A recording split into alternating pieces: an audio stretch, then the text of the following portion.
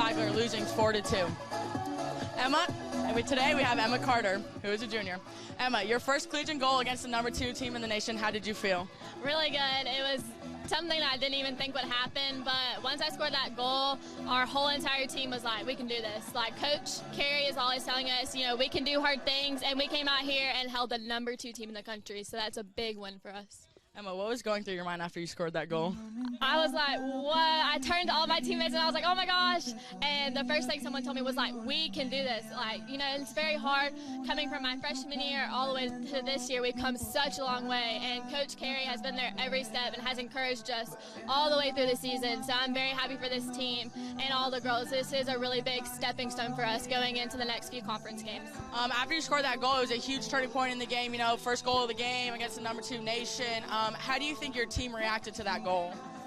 I think they were shocked. We were like, oh my gosh, like, we just scored. And I think that helped get our second goal and that brought our defense together. And they're like, if we hold them, like, we can win this game. And even though we ended up losing, we still held the #2 team in the country. So I think that's a really big, like, it's a big stepping stone.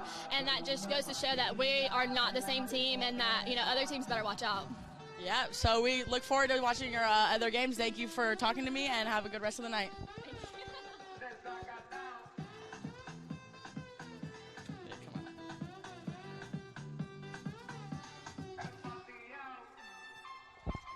Coach Edwards. Hey. All right, so facing the #2 team in the nation, you know, we talked about training last week when I had the interview against Georgia College. So how did we train the team for tonight's conference game? Coach Andrew and I spent a lot of time watching Flagler actually play Young Harris. We watched a lot of their film. We knew kind of what they tried to do.